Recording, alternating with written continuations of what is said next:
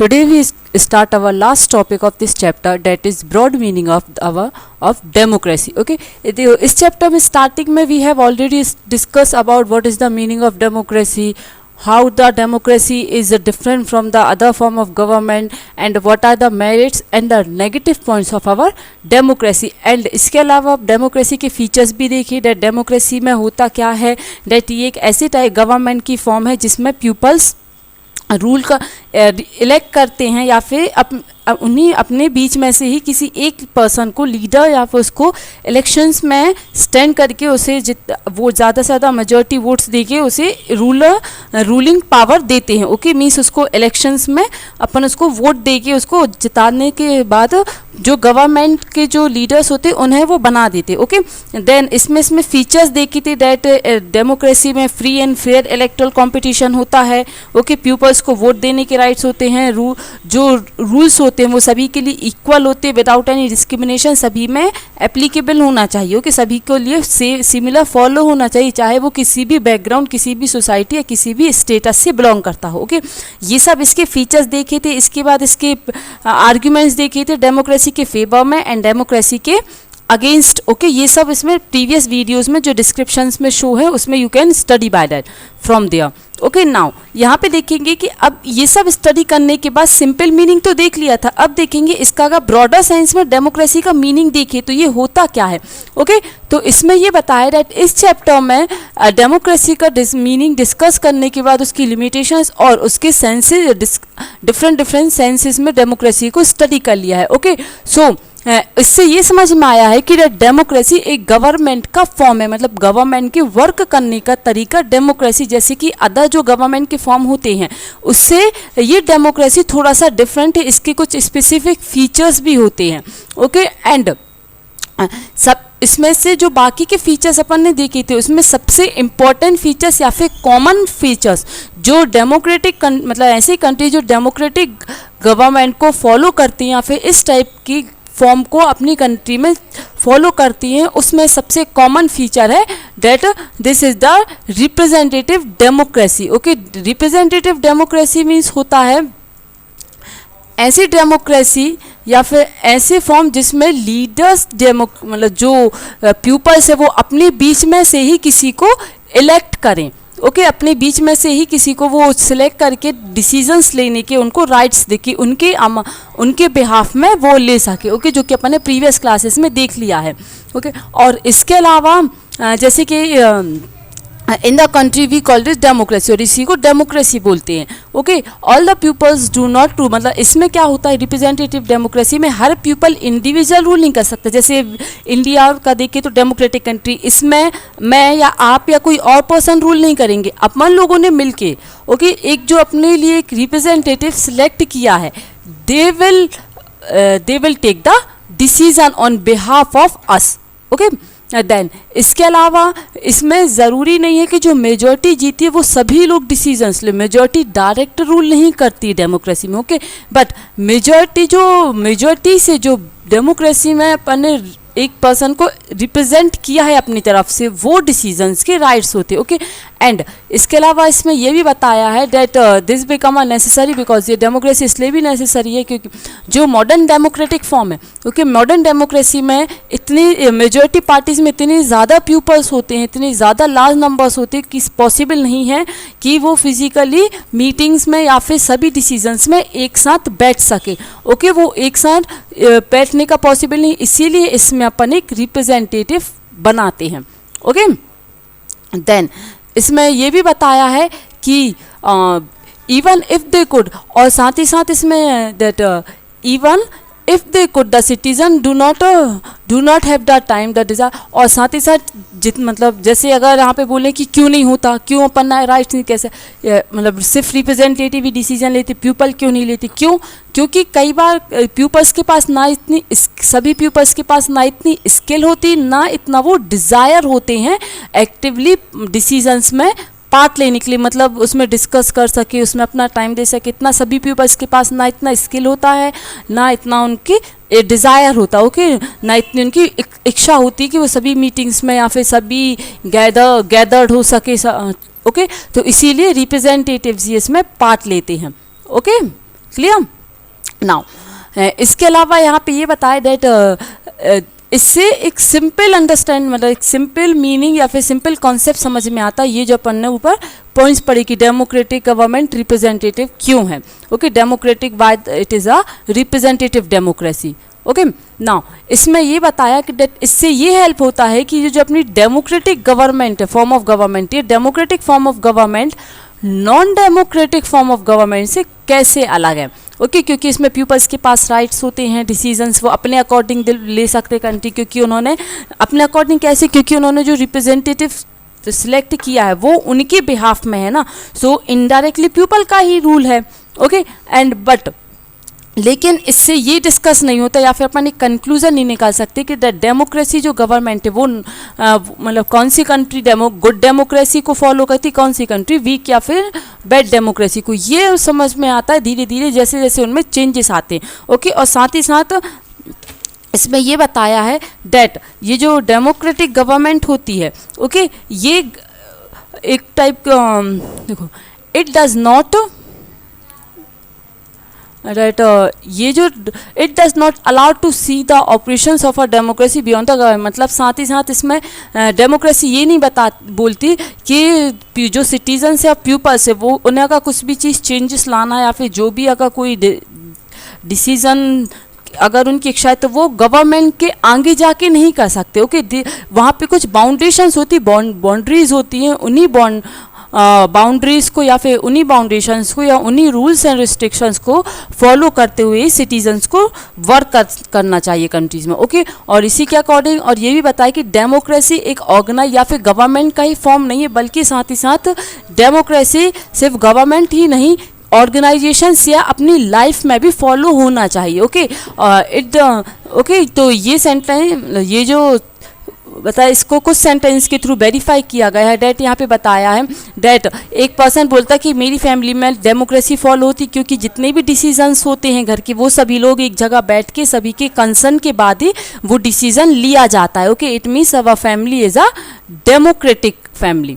Okay, इसमें ये बताया है। नाउ नेक्स्ट स्टेटमेंट है डैट एक पर्सन अपना थॉट देता है डैट उन्हें वो बिल्कुल पसंद नहीं होने कि टीचर्स उनको क्लास में अलाउ ना करे कुछ भी क्वेश्चंस पूछने या फिर कुछ भी बोलने के लिए। ओके, मीन्स उसके अकॉर्डिंग ये कि उनकी क्लास में डेमोक्रेसी बिल्कुल फॉलो नहीं होती। ओके, डेमोक्रेसी मीन्स अभी मैंने बताया that every person has rights to share their views. Okay, तो अगर क्लास में उन्हें व्यूज़ शेयर करने की परमिशन नहीं है मतलब दे do not follow the democratic system. Okay, यहाँ पे ये भी बताया that one leader and his family members decide and everything in this party, मतलब जो एक ही अगर किसी पार्टी में या फिर किसी फैमिली में कह सकते हो कि या फिर किसी ऑर्गेनाइजेशन में अगर एक ही पर्सन उसके पूरे डिसीजंस लेता है, इट मीन्स वो किसी से डिस्कस नहीं कर रहा, he itself take a decision whatever he suits well. Okay, तो इट मीन्स क्या अपन उसे डेमोक्रेसी कह सकते हैं। ओके, तो इसमें अलग अलग पर्सन्स के अलग अलग थॉट्स बताएं कि उनके डेमोक्रेसी के लिए क्या थॉट्स हैं, उनके अकॉर्डिंग डेमोक्रेसी क्या होनी चाहिए। ओके, सो इसके अकॉर्डिंग डेमोक्रेसी का ये सेंस निकलता है कि डेमोक्रेसी में डिसीजंस टेकिंग के लिए डिसीजन अगर कोई लेना तो उसके लिए सभी के कंसल्ट की ज़रूरत है और साथ ही साथ सभी उस डिसीजन में सभी अपना एफर्ट भी दें। ओके, मतलब बिना डिस्कशन के या फिर बिना कंसर्न के कोई भी डिसीजन डेमोक्रेसी के अंडर में नहीं ले सकते। ओके, और इसमें ये भी बताया है और साथ ही साथ डेमोक्रेसी का सबसे मेन प्रिंसिपल है डैट ये सभी जगह हर स्पेयर ऑफ लाइफ में, मतलब whether it was a government, whether it was the house और एन ऑर्गेनाइजेशन, सभी जगह इसको एप्लीकेबल होना चाहिए। ओके, ये एक ऐसा गवर्नमेंट का तरीका है या फिर ऐसा वर्क करने का तरीका जिसमें सभी के लिए इक्वली इंपॉर्टेंस दी जाए। Okay, and it is follow in every sphere of life, इसका सबसे मेन प्रिंसिपल है डेमोक्रेसी का। ओके, देन इसके अकॉर्डिंग ये बताए कि sometime we use the word democracy not to describe any existing government but to set up an ideal standard that all democratic must aim to become. Okay, तो इसमें ये बताया कि डेमोक्रेसी जो है उससे उससे ये डिसाइड, कई बार ये जो वर्ड है डेमोक्रेसी, उससे ये क्लियर नहीं होता कि गवर्नमेंट कैसे एग्जिस्ट करी, बल्कि डेमोक्रेसी एक टाइप का स्टैंडर्ड आइडिया है। मतलब किसी भी कंट्री में गवर्नमेंट को बनाने या फिर बेस्ट गवर्नमेंट करने का वे, बेस्ट रूल करने का वे डेमोक्रेसी होता है। उसके लिए कुछ ऐसे एम्स हैं, वो डेमोक्रेसी को फॉलो करना चाहिए। ओके, अब इसमें ये बताया कि ट्रू डेमोक्रेसी विल बिकम, इसका ये मतलब नहीं कि जो अगर डेमोक्रेसी किसी कंट्री में फॉलो हो रही मतलब उस कंट्री में कोई भी भूखा नहीं सो सकता, नो। और इसके अलावा हर सिटीजन्स के पास इक्वली रूल होना चाहिए डिसीजंस लेने का और राइट टू वोट देने का, and every citizens must also have the equal rights to get the information. Okay, equal information, equal resources होना चाहिए उनके पास डेमोक्रेसी के अंडर में, अगर किसी कंट्री में डेमोक्रेसी फॉलो हो रही है। ओके, तो इस ये जो बिलो जो लास्ट टू स्टेटमेंट्स देखिए, उससे ये कंक्लूड होता है कि डेमोक्रेसी एक ऐसा आइडिया या फिर ऐसा कॉन्सेप्ट है रूल करने का जिसमें सभी के पास इक्वली इम्पोर्टेंस हो।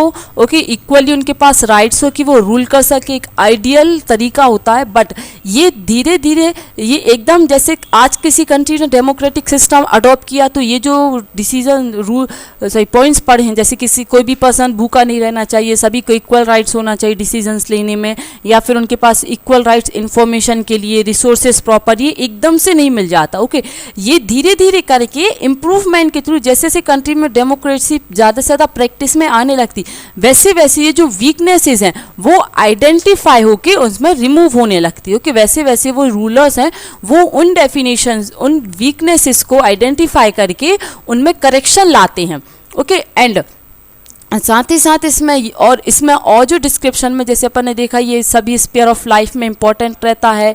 ओके, एंड सभी को इसको, इस गवर्नमेंट के फॉर्म को, इस टाइप के फॉर्म को अडॉप्ट करना चाहिए। इन सभी को नेक्स्ट चैप्टर में और भी ज़्यादा डिटेल में देखेंगे। Okay, chapter 3rd and 4th में।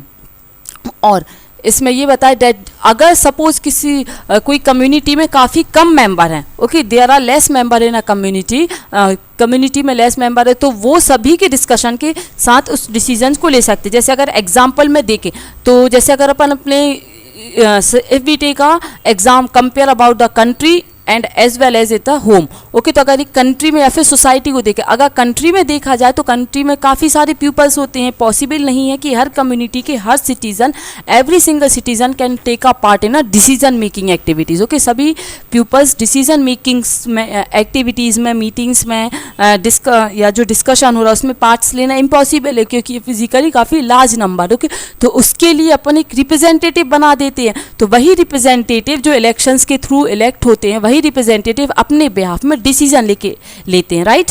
ओके, लेकिन अगर अपन किसी सोसाइटी को कंपेयर करें इसी चीज़ से, ओके, तो सोसाइटी में इतने ज़्यादा मेंबर नहीं होते हैं कि वो मीटिंग्स में ना आ सके या फिर अपना डिस्कशन में अपना कंट्रीब्यूशन ना दे सके, तो उसमें सभी मेंबर्स, हर एक सिंगल मेंबर के कंट्रीब्यूशन से ही डिसीजन लिया जाता है।